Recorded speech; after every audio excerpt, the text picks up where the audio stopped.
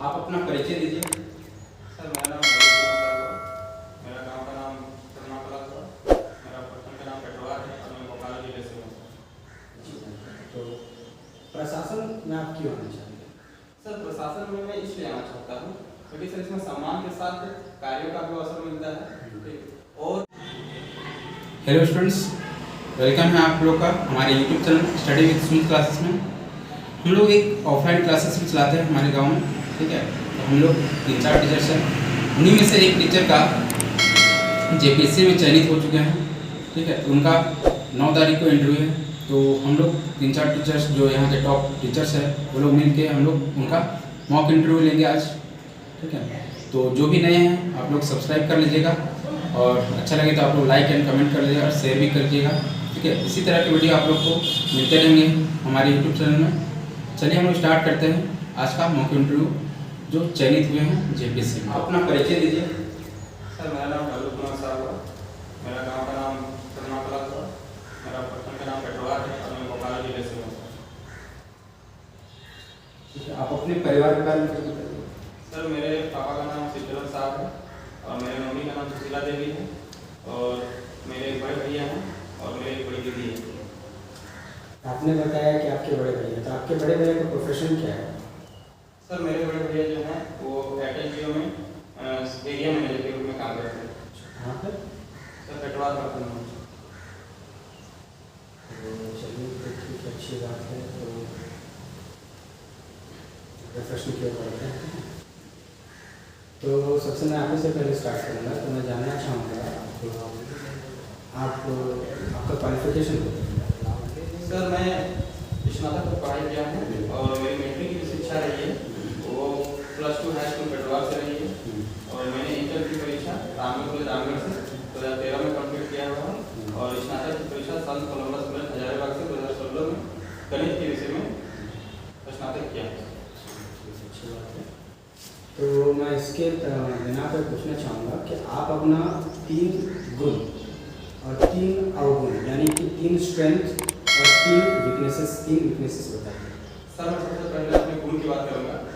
Sir मेरे में hard work करने की क्षमता है और सर दूसरी सर मेरे में पेशेंस रहने की क्षमता है और तीसरी सर कि मैं कई लोगों के साथ समन्वय के साथ काम करने में सामर्थ्य हूँ। सर समन्वय की बात आपने कही तो अच्छी बात है। तो अगर मैं आपसे पूछना चाहूँगा कि आप लोगों से, जैसे कि आपको पब्लिक इंटरेक्शन करना हो, पब्लिक से संबंध बनाना हो, तो आप इसको आप कैसे मतलब लीजिएगा, कैसे आप उससे संबंध बनाइएगा? जैसे अगर आप पब्लिक सर्विसेज में, एडमिनिस्ट्रेटिव सर्विसेज में आते हैं। सर अगर मैं पब्लिक सर्विस में जाता हूँ तो मैं जेपीएससी के मेंस एग्जाम में मेरा जो ऑप्शन पेपर है सर वो खड़ा है और झारखंड की जो पृष्ठभूमि है सर वो ग्रामीण इलाका है और ग्रामीण इलाका में सर बहुत सारे करीब 1.5 करोड़ आबादी में खोरठा भाषा बोली जाती है। तो जो मेरी खोरठा भाषा में सर जो बोलने की जो क्षमता है वो काफ़ी अच्छी है। तो मैं अपनी भाषा से लोगों तक पहुँचने का प्रयास करूँगा सर। अच्छी बात है। कम्युनिकेशन के लिए मतलब भाषाओं का जानकारी होना चाहिए। तो एक प्रश्न बनता है, तो प्रशासन में आप क्यों आना चाहते हैं? सर प्रशासन में मैं इसलिए आना चाहता हूँ क्योंकि सर इसमें सम्मान के साथ कार्यों का भी अवसर मिलता है, ठीक। और इसमें सर कि जो नैतिक गुण हैं वो नैतिक गुण भी प्रदर्शित होते हैं और नीति निर्माण में आप सहायक की भूमिका का भी अवसर प्रदान होता है। इसमें सर कार्यों की विविधता भी पाई जाती है और इस क्षेत्र में सर कि आप लोगों का जन कल्याण कर सकते हैं। ये तो बड़ी कहने की बात है, ठीक, अच्छी बात है। तो एक प्रश्न है आपको, आपने कहा कि आप लोगों से समन्वय बना कर ये सब करना चाहते हैं, अच्छी बात है, ठीक है। तो अगर आप इस सेवा में नहीं हैं तो आप कौन सी सेवा के माध्यम से लोगों का भला कर सकते हैं? अगर सर मेरा इस सेवा में चयन नहीं हो पाता है तो सर मैं इस सेवा के आने के दरम्यान में जेपीएससी की तैयारी के दौरान मैंने कई सारे विषयों का अध्ययन किया है और इन विषयों के बारे में मुझे काफ़ी अच्छी जानकारी प्राप्त हो चुकी है। अगर मेरा इस सेवा में चयन नहीं हो पाता है तो मैं सर इन ज्ञान का मैं कहीं अच्छी जगह दूसरे को पढ़ा कर या बता कर मैं अपना कार्य कर सकता हूँ।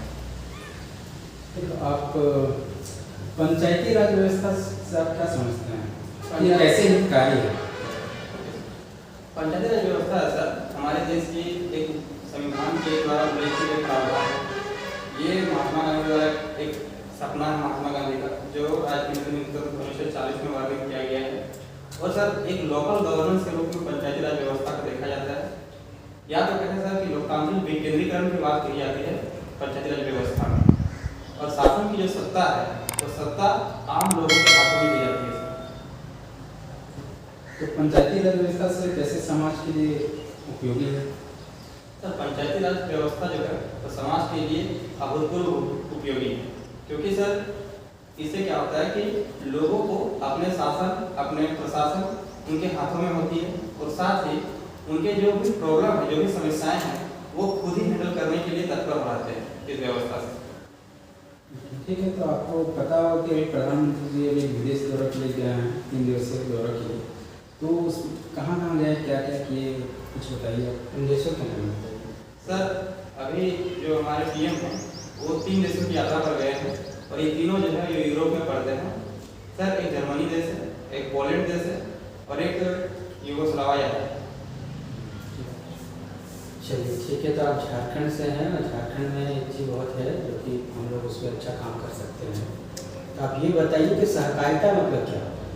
सर सहकारिता का मतलब होता है सर कि लोगों को किसी कार्य में जोड़कर अपने कार्यों का अच्छे तरीके से क्या करना कि संपन्न करवाना, और लोगों के हेल्प के माध्यम से आप किसी कार्य को अगर संपन्न करते हैं सर, तो एक संगठन मजबूत होता है सर।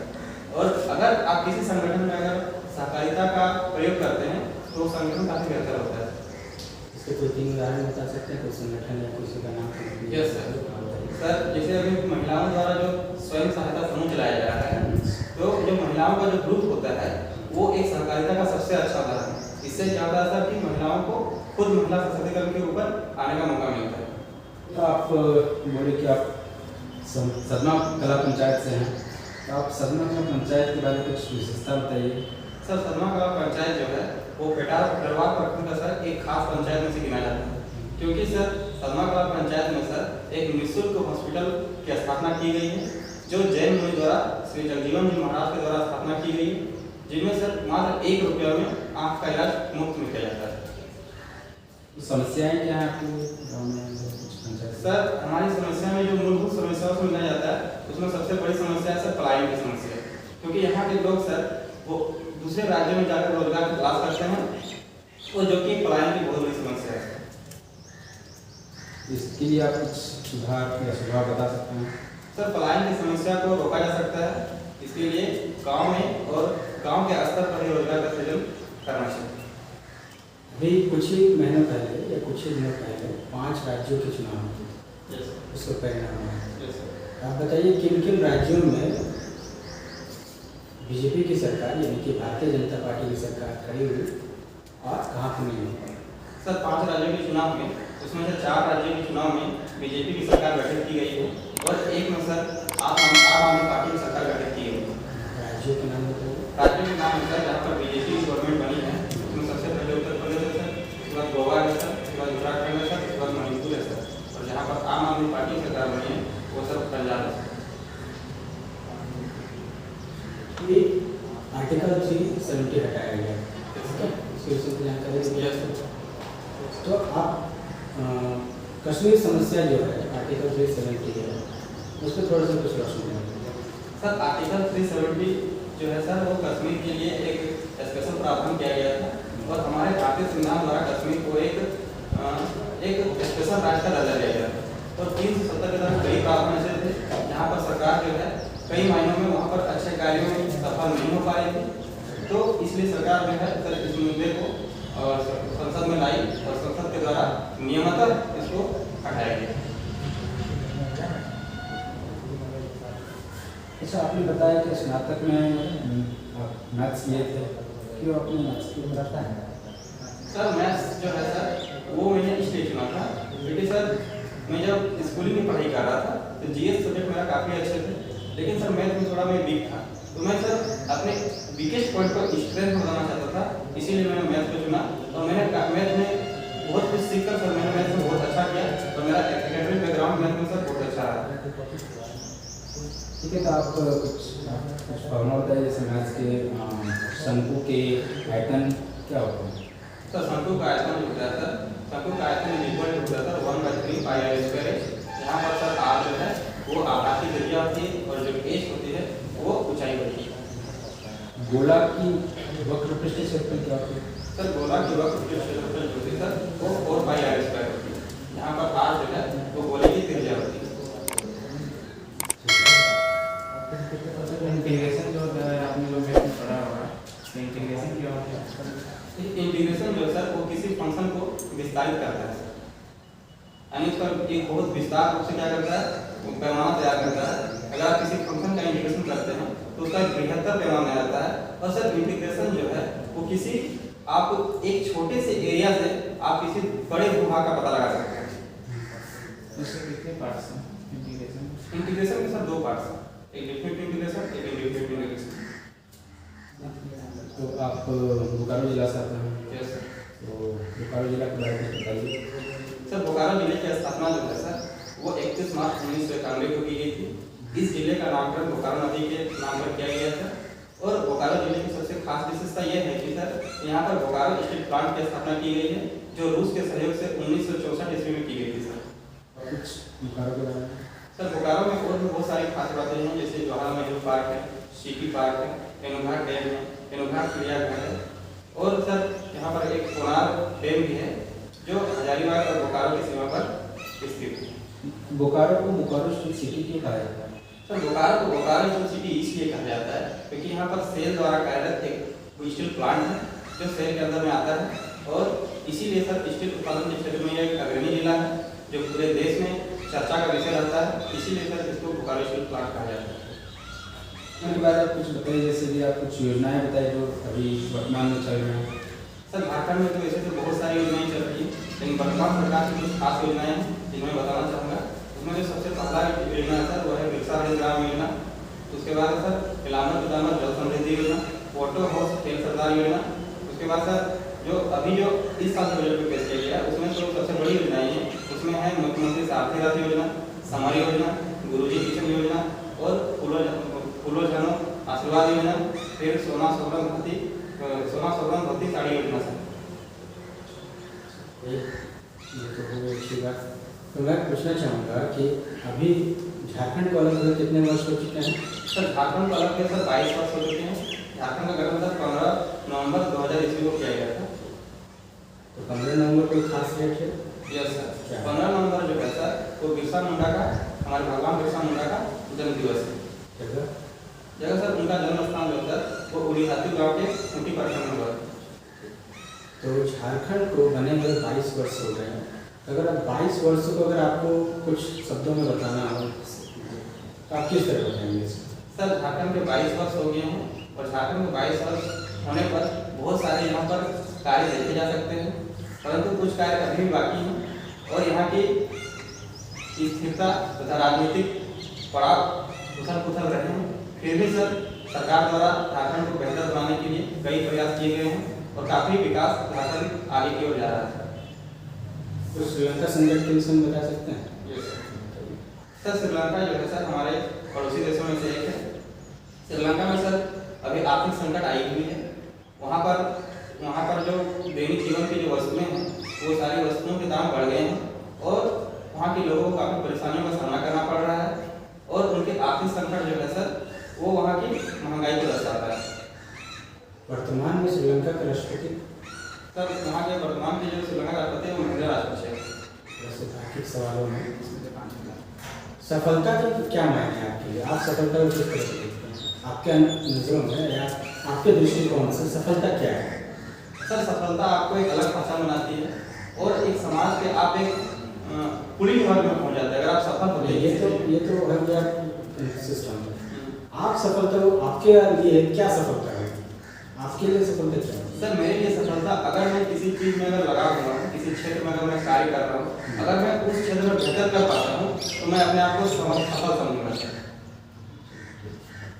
अच्छा, हमारे मनुस्मृति में बताया गया कास्ट सिस्टम यानी कि जाति व्यवस्था, तो क्या आप इस जाति जो व्यवस्थाएं हैं आप उससे सहमत हैं? क्या वो समाज में जातीय व्यवस्था जो है क्या वो समाज को एक सही दिशा में लेके जा रही है या फिर उसका निरस्त हो जाना ही अच्छा है?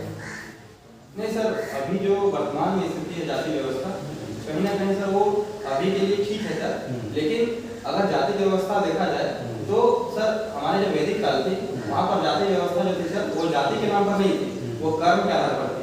लेकिन जैसे जैसे उत्तर वैदिक काल आया तो जो जाति की जो व्यवस्था थी सर वो आपके कर्म के आधार पर ना होकर आपके पैतृक जाति के आधार पर हो गई। अब इस प्रशासन में क्यों आना चाहते हैं? प्रशासन में सर मैं इसलिए आना चाहता हूँ कि सर प्रशासन में कार्य की विविधता है और यहाँ पर आपको सम्मान के साथ कार्य करने के अवसर प्राप्त होते हैं। आप सरकार द्वारा निर्मित जितनी भी योजनाएं हैं उनको आप अंतिम से अंतिम व्यक्ति तक पहुँचा सकते हैं और साथ ही सर आप गरीब पिछड़े समुदाय या अल्पसंख्यक समुदाय, दिव्यांग समुदाय, हर वर्ग जो समाज के पिछड़े हुए वर्गों में गिने जाते हैं वहाँ तक आप सरकारी सुविधाओं का लाभ पहुँचा सकते हैं। इसलिए सर हमें प्रशासन में आना चाहते हैं।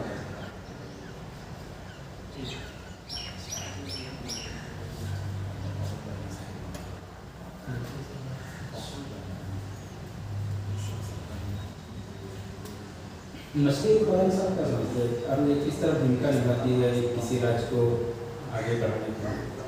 सर मछली उत्पादन जो है वो आधुनिक जमाने का सर एक अच्छा व्यवसाय देखा जाता है और सर झारखंड सरकार इसमें बहुत सारा प्रयास कर रही है। इसमें सर झारखंड सरकार एक योजना चलाई है, झारखंड रिवराइन फिश फार्मिंग योजना, जिसके तहत सरायकेला जिले में इसका सर पायलट प्रोजेक्ट चलाया जा रहा है। और जब ये सर पायलट प्रोजेक्ट अगर सफल हो जाती है तो सर सरकार क्या करेगी, ये पूरे झारखंड राज्य में मछली उत्पादन में बेहतर करने का प्रयास करेंगे।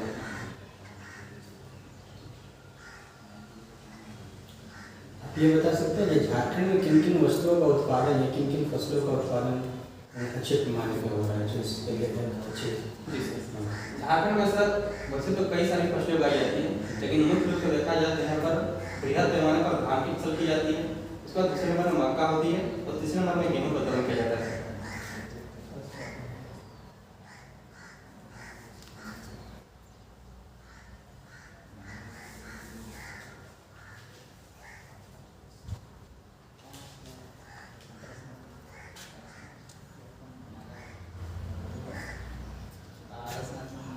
ये आपकी पहली प्राथमिकता है प्रशासन में आपको जाने का? सर मेरी पहली प्राथमिकता जो है वो प्रशासन में जानी है, क्योंकि सर प्रशासन में मैं इसलिए जाना चाहता हूँ क्योंकि मैं शुरू से मैं प्रशासन में सर जाने की मैं योग्यता रखता हूँ और मेरे में वो सक्षमता है कि मैं प्रशासन में जा सकता हूँ और सरकार द्वारा जो लागू की गई जितनी भी योजनाएं हैं, नीतियाँ हैं, वो मैं सर समाज के अंतिम से अंतिम वर्ग तक पहुँचा सकता हूँ। अपने एक अच्छे आदर्श के तौर पर किस क्रांतिकारी को या किस फ्रीडम फाइटर को या किस समाज सुधारक को आप अपना आइडिया मानते हैं? सर मैं क्रांतिकारी के तौर पर और फ्रीडम फाइटर के तौर पर मैं भगवान बिरसा मुंडा को मानता हूँ। ये हमारे झारखंड की पृष्ठभूमि का ऐतिहासिक गौरव, जो मैं उनको अच्छी तरह से जानता भी हूँ, समझता भी हूँ और उनके बारे में पढ़ा हूँ सर। वो मुझे काफ़ी पसंद है और उनके द्वारा जो भी विचार दिए गए हैं वो विचार को मैं बहुत अच्छे तरीके से सर मतलब फॉलो करता हूँ। ठीक है, तो आप अपने परिवार में किसी को आप आइडल आदर्श मानते हैं? सर परिवार में तो मेरे आइडल जो है वो पापा है और पापा से मुझे काफ़ी कुछ सीखने को मिलती है। लाइफ में आगे जो है कुछ करने का बेहतर है वो भी मेरे पापा से बहुत कुछ सीखा हूँ। राष्ट्रीय स्तर पे आपकी कोई आदर्श है? सर राष्ट्रीय स्तर में मैं एपीजे अब्दुल कलाम को अपना आदर्श मानता हूँ और उनसे मैंने कुछ काफ़ी प्रभावित हुआ हूँ। अब्दुल कलाम जी कहाँ से थे, उनके बारे में बताइए। सर अब्दुल कलाम जी जो है वो केरल के तिरुवनंतपुरम गाँव में पैदा हुए थे और उनका जन्म वहीं पर हुआ था और उन्होंने अपनी पढ़ाई तमिलनाडु से की। क्या विशेषताएं अच्छी लगती है अब्दुल कलाम जी की? सर अब्दुल कलाम जो हैं वो काफ़ी अपनी मेहनत के दम पर वो अपने अचीवमेंट को प्राप्त किए हैं और हमारे देश में पूरे विश्व के एक प्रख्यात वैज्ञानिक के रूप में जाने जाते हैं और उन्हें भारत में आधुनिक मिसाइल मैन का जनक भी कहा जाता है। वर्तमान में आप तो देखे रहे होंगे, आप न्यूज़ देखते होंगे, तो रूस और यूक्रेन का वॉर चल रहा है जो कि 65 दिन से हो गया है। तो आप इन दोनों युद्धों में भारत की भूमिका के विषय में क्या कहेंगे? भारत इसमें क्या एक रोल अदा कर सकता है? जैसे भारत ने कहा है कि वो मीडिएटर का भी रोल मतलब मध्यस्थता का भी रोल प्ले कर सकता है, तो आप इसमें भूमिका क्या देखते हैं, रूस और यूक्रेन के युद्ध में भारत की भूमिका क्या देखते हैं, और विश्व शांति के लिए भारत की क्या उपयोगिता को देखते हैं? सर विश्व शांति के लिए भारत हमेशा तत्पर रहा है, लेकिन सर जो भारत की जो विदेश नीति है वो कहीं ना कहीं सर निष्पक्षता और तटस्थता को प्रकट करती है। और भारत जो हमेशा चाहता है कि सर विवाद विश्व में कहीं ना और कहीं युद्ध जैसी चीज़ों से बचाव करता है। परंतु सर रूस और यूक्रेन का जो मामला है वो सर आज का मामला नहीं है, वो कई सालों से चल रहा है, ठीक है। और जो आगे है ये जो आगे जो है सर ये आपका जो है कि लोगों को इंडिया को समझना चाहिए कि आप किस तरह से इसका हैंडल कर सकते हैं। बहुत लंबे समय से एक मांग हो रही है कि यूएनओ यानी कि यूनाइटेड नेशंस ऑर्गेनाइजेशंस में जो 5 स्थायी सदस्य हैं उसमें उसकी रूपरेखा में परिवर्तन किया जाए और कुछ अन्य देश उससे जुड़े, जिसमें भारत इसका प्रबल दावेदार है। तो इसमें अड़चन कहाँ है और क्या ये भारत इसमें सफल हो पाएगा कि वो उसका स्थायी सदस्य बन जाएगा? सर मैं इस बात से सहमत हूँ कि यूएनओ में सर स्ट्रक्चर का बदलाव करना चाहिए, क्योंकि सर जब यूएनओ बनाया गया था तो 1945 में सर उस समय की परिस्थितियाँ कुछ और थी और आज की जो परिस्थितियाँ हैं उनमें तो कुछ हैं। तो सर बदलाव होना जरूरी है, परंतु सर भारत ही नहीं विश्व के कई ऐसे देश हैं जो इनमें प्रबल दावेदार रखते हैं, जिनमें सर प्रमुख जैसे ब्राजील होगी, तुर्की होगी और फिर इंडिया अपना देश, और उसके अलावा सर और भी कई देश हैं जो यूएनओ में अस्थायी सदस्यता की मांग रखने के लिए उचित है। पर इसमें तो अड़चन आ रहा है, इतने सालों से सरकार प्रयास कर रही है पर इसमें अड़चन है सर, इसमें सर हमारे पड़ोसी देश जो चाइना है वो काफ़ी वीटो पावर का इस्तेमाल करके भारत की सदस्यता को नामंजूर हमेशा करता रहा है। और भी सर फ्रांस है, फ्रांस के अलावा भी और बहुत सारे देश हैं जो चाहते तो नहीं भारत शामिल हो, परंतु सर चाइना है जो इसमें काफ़ी विरोध प्रकट करता है, और चाइना के साथ तुर्की भी है सर जो काफ़ी इसमें सहायता करता है। और पाकिस्तान मिला के एक सीपेक योजना बनाया। Yes sir. तो ये सीपेक क्या है? सर सीपी से जो है सीपीई से जो है वो चाइना से और पाकिस्तान के कराची बंदरगाह तक एक बहुत लंबी सड़क मार्ग है। एक्चुअल लंबाई नहीं मालूम है सर, लेकिन एक लंबी सड़क योजना है जो sir China Pakistan economic corridor के नाम से जाना जाता है।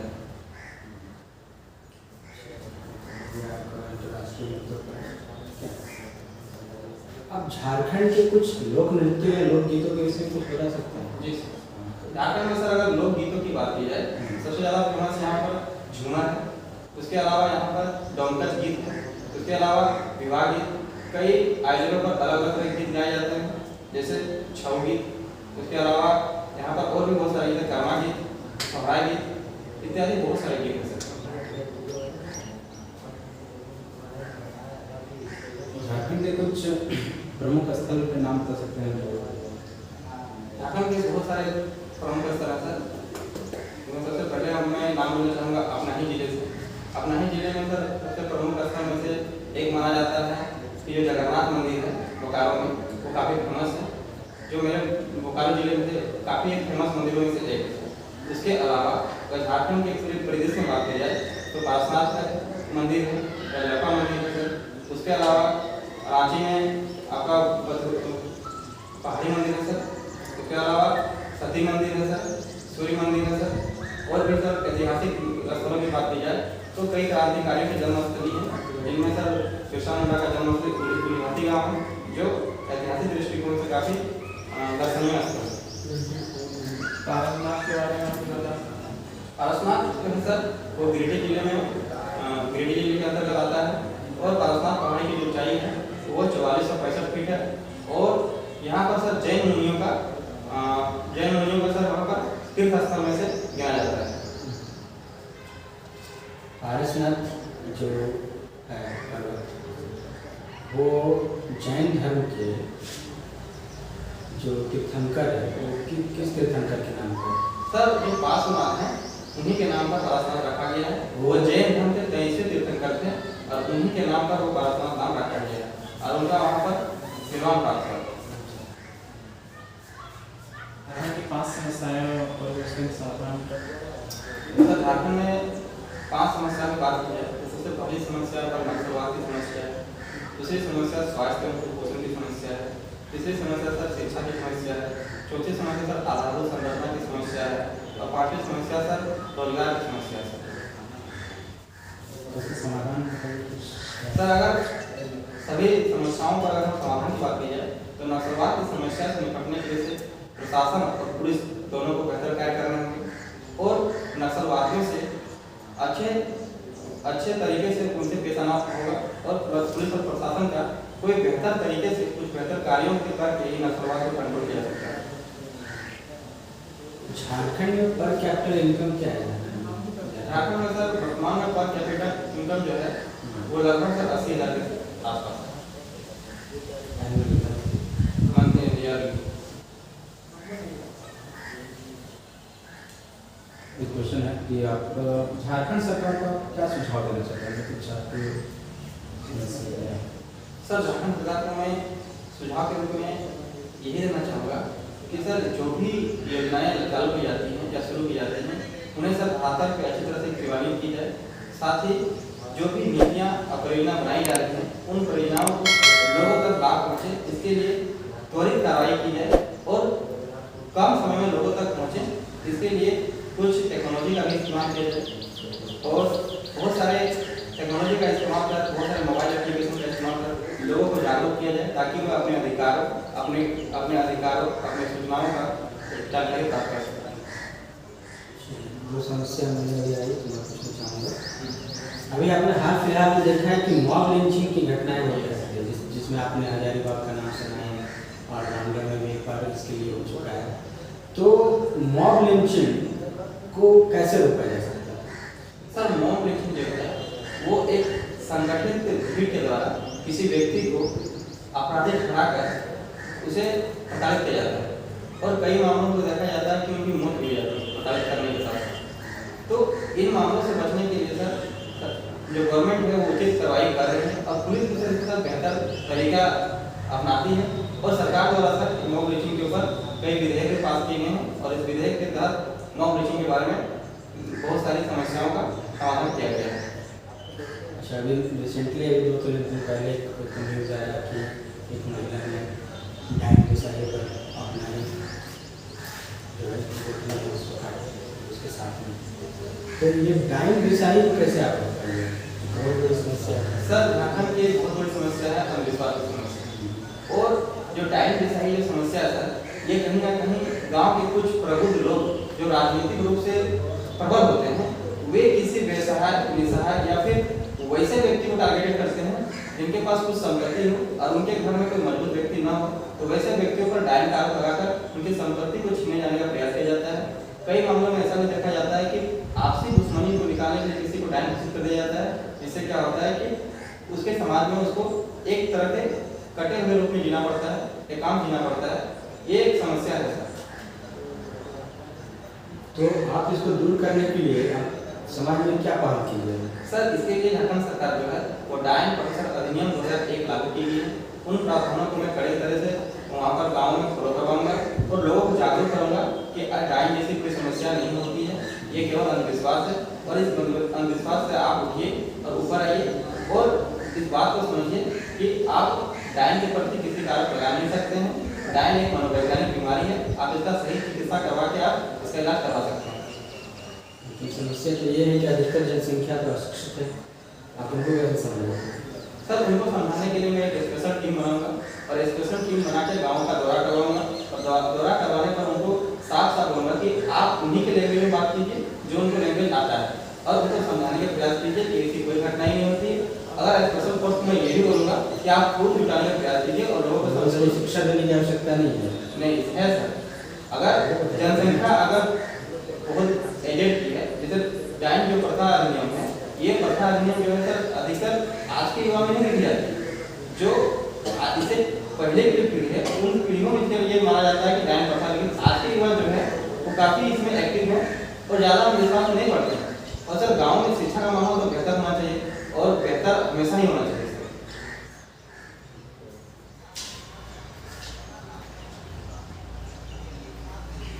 झारखंड के कुछ प्रसिद्ध व्यक्तियों का नाम बताइए। सर झारखंड में सबसे प्रसिद्ध व्यक्ति हैं महेंद्र सिंह धोनी।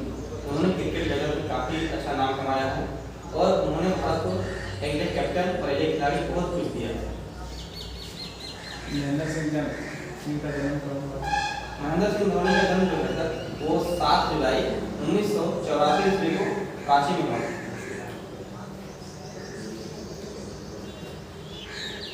ठीक है, तो आप बताइए कि रूरल डेवलपमेंट मिनिस्टर में कौन है? सर ग्रामीण संसदीय जो मंत्रालय है वो आलमगीर आलम है।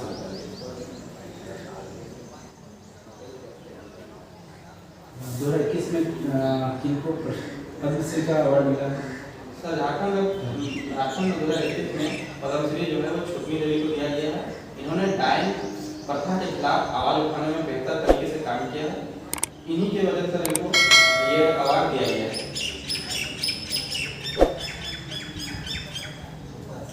झारखंड के एक मंत्री हैं जो कि केंद्रीय कैबिनेट मिनिस्टर है आदिवासी मामलों के, उनका नाम क्या है?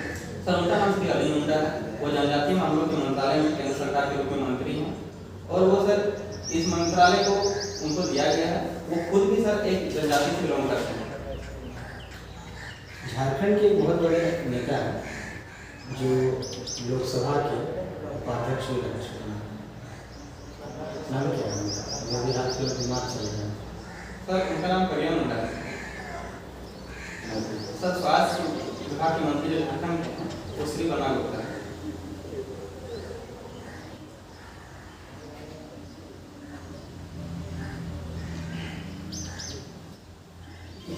आपका मैथ ऑनर से रिलेशन है, तो मैथ का जनक कौन है? सर मैथ के जनक जो है सर वो आर्यभट्ट माना जाता है अगर हमारे भारतीय इतिहास की बात की जाए। लेकिन अगर कैलकुलस और डिफरेंशियल इक्वेशन के जनक को देखा जाए तो सर आर्यभट्ट माना जाता है। लेकिन ऐतिहासिक तौर पर अगर हमारे भारतीय पृष्ठभूमि की बात की जाए तो मैथ के जनक जो है वो आर्यभट्ट भी माना जाता है। ठीक है, एक लास्ट क्वेश्चन आपसे, क्या झारखंड प्रशासन में आ जाते हैं तो आप क्या क्या पहले आप काम करवाइएगा, किस तरह आप लेके जाइएगा? सर अगर मेरी झारखंड प्रशासनिक सेवा के पद पर अगर नियुक्ति की जाती है तो मैं सबसे पहले सर किसी क्षेत्र पे अगर मैं वहाँ पर प्रशासक के तौर पर अगर नियुक्त होता हूँ तो मैं सर उस क्षेत्र की समस्याओं को जानने के बारे में सबसे पहले पता करूँगा। फिर समस्याओं को जानकर मैं उनका उचित समाधान करूँगा और सर जो भी उचित कार्रवाई होगी उनके खिलाफ मैं आराम से प्रयास करूँगा सर कि इन समस्याओं को जल्द से जल्द दूर किया जाए। ठीक है, आप जा सकते हैं। Thank you sir. ये जो आपने मॉक इंटरव्यू देखा इसका आपको लिंक मिल जाएगा डिस्क्रिप्शन बॉक्स में रिव्यू का। ठीक है, आप लोग रिव्यू चेकआउट कर लीजिएगा। ठीक है, अगर वीडियो अच्छा लगा होगा तो आप इसको सब्सक्राइब कर लीजिएगा इस चैनल को और साथ साथ बेल आइकन प्रेस कर लीजिए।